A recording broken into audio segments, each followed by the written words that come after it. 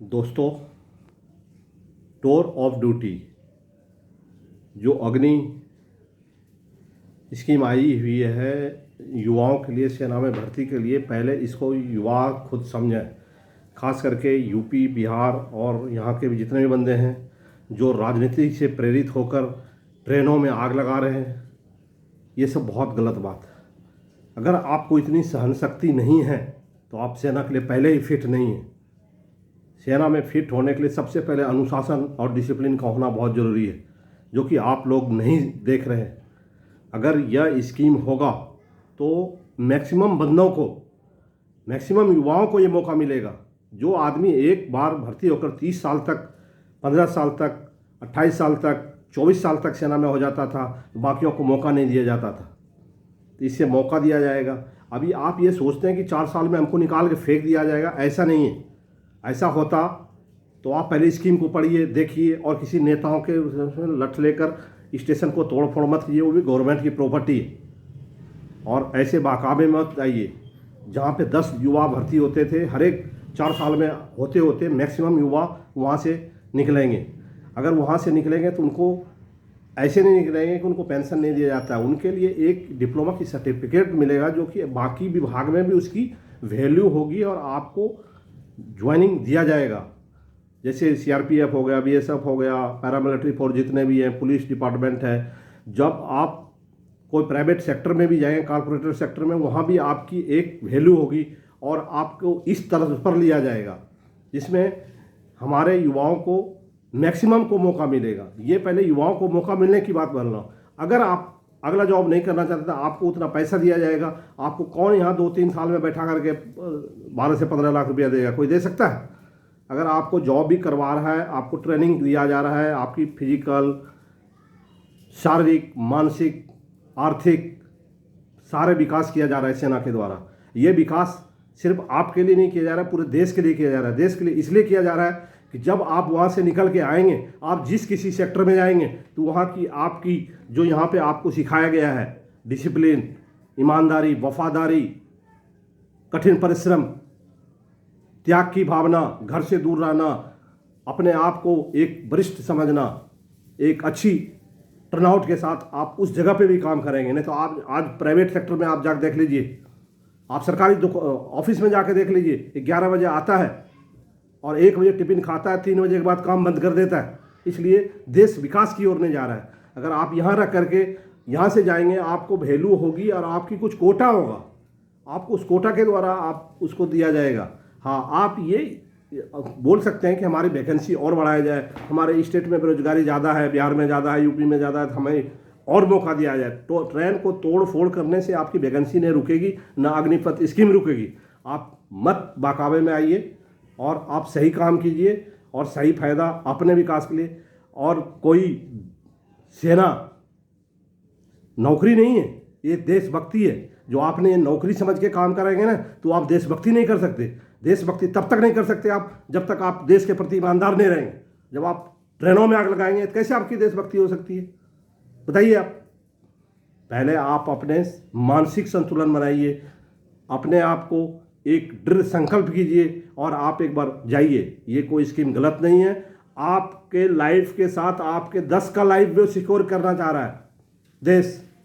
जो स्कीम लाया उसकी सोच कुछ अलग तरीके का है, ये हम नहीं कर रहे हैं। ये द्वितीय विश्व युद्ध से चला आ रहा है। आप खोलिए नेट, देखिए, पढ़िए, कहाँ कहाँ हो रहा है। रसिया हो गया, चाइना हो गया, जहाँ जहाँ बड़े कंट्री, जो बड़े देश हैं, जो हमारे से ज़्यादा पावरफुल है, वो सब भी इस स्कीम को तैयार कर रहा है। इसमें से कुछ को जो अच्छे पढ़े लिखे स्टूडेंट हैं वो भी आना चाहता है, बस सोचते हैं कौन वहाँ जाके फंस जाए, उसको भी आने का मौका मिलेगा। और जब वो चले जाता था फौज में, कुछ आदमी ये समझ लेते थे 15 साल हमको रहना ही, क्या करना है, हम तो 15 साल में जाएंगे। अभी क्या होगा, एक एक दिन आपकी कार्य अच्छी होती रहेगी, क्योंकि आपको अगर रहना है तो आप अपने आप काम अच्छा करेंगे और उस आधार पे आपको वहाँ पे रखा जाएगा। ऐसा नहीं कि आपको सबको बाहर ही निकाल दिया जाएगा। कुछ परसेंट को बाहर निकाल दिया जाएगा, 50% को तो आपको पूरा रखा जाएगा। आपकी जो डेली रूटीन पे आप काम करेंगे, जो आप ड्यूटी देंगे, जो आपको ईमानदारी, वफादारी और शारीरिक सब कुछ फिजिकल मेडिकल देख करके आपको फिर आपकी सर्विस को बढ़ाया जाएगा। ये नहीं कि आपने आज आया और कल आपको पूरा 15 साल से 30 साल तक रख लिया जाएगा। इसमें से कुछ सेना में कैटेगरीज भी हो जाते हैं, जो कि वार उनको लागू नहीं, फिर भी सेना उसको ढो रही है।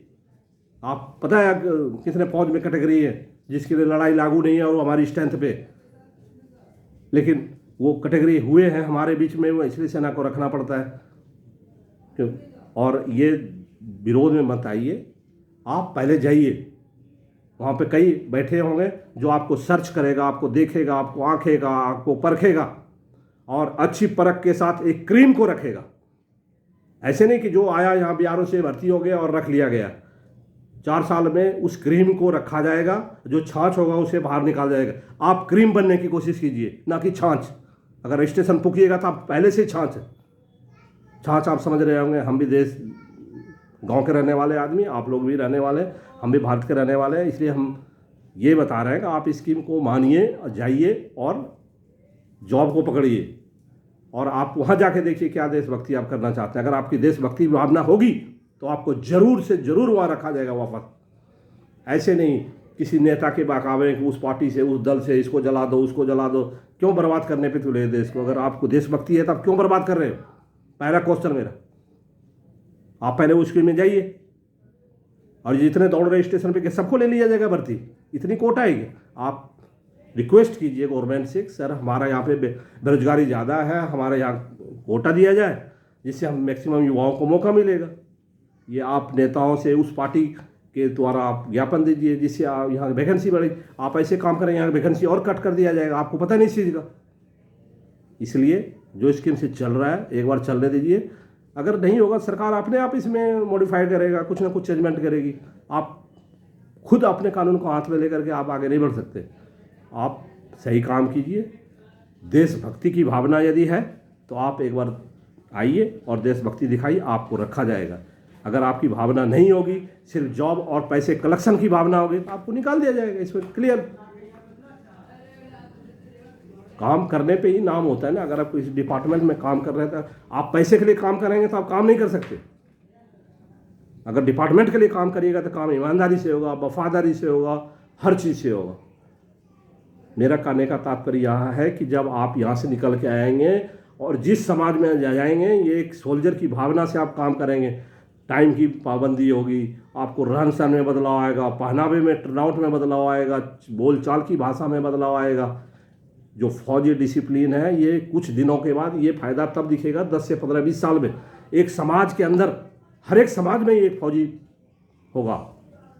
आपने जो यूक्रेन में देख रहे गन उठा के चल रहे हैं, यूक्रेन में भी ये स्कीम लागू है। जब देश पे आफत आई तो सभी लोग वापस आ गए, भाई साहब गन लिया और अपने पुराने रेजिमेंट के साथ मिलकर लड़ाई लड़ना शुरू कर दिए। कई बंदे देखा आपने पोलैंड से आया हुआ। कैसे आया हुआ? वो विदाउट ट्रेनिंग वाला नहीं है जो आप समझ रहे हैं ट्रेनिंग है ही नहीं और वो जाकर के लड़ाई लड़ रहा है, ऐसा नहीं है। वो पहले भी 1 साल 2 साल फौज में रह करके गए हुए हैं और वो प्राइवेट सेक्टर में काम कर रहे हैं। जब देश पे आफत आया तो ऑटोमेटिक आ गया वो। देशभक्ति अगर आपकी भावना है तो तोड़ फोड़ मत कीजिए और आइए। अगर कोई यहाँ पे आफत आ जाता, आप सोचते हैं कि वो एनडीआरएफ की टीम आना चाहिए, सेना बुलाना चाहिए। अरे सेना तो आपके घर में होगा।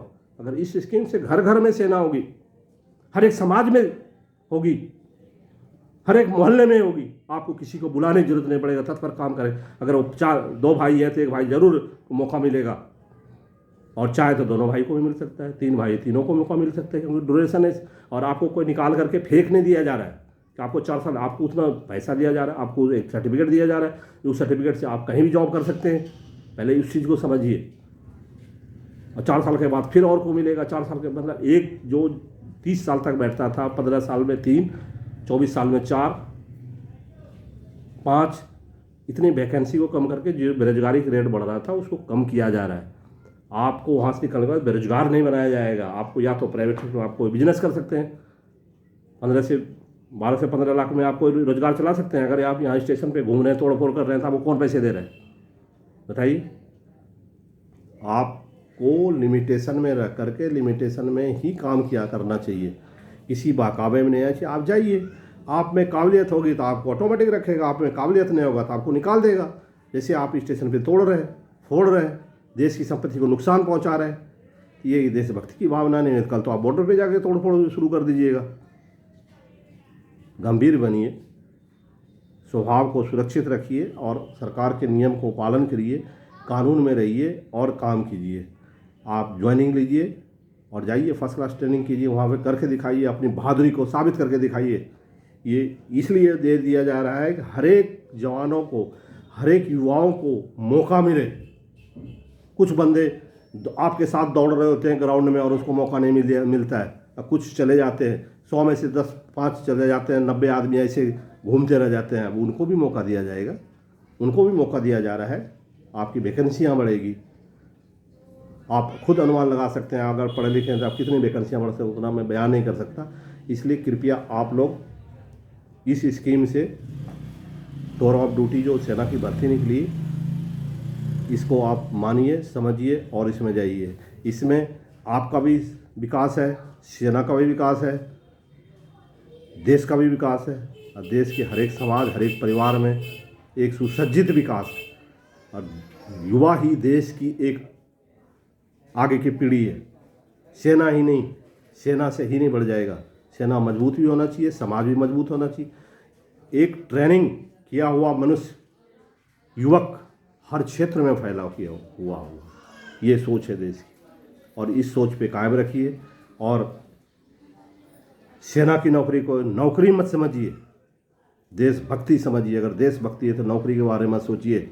आप जाइए, जितना साल आपको करना है, आपके अंदर अगर काबिलियत होगी तो आपको पक्का सेना रखेगी। अगर आप में काबिलियत नहीं होगी तो आपको जरूर बाहर आना पड़ेगा। इसमें क्या है, आप अपने काबिलियत के अनुसार काम कीजिए, आपको रखेगा।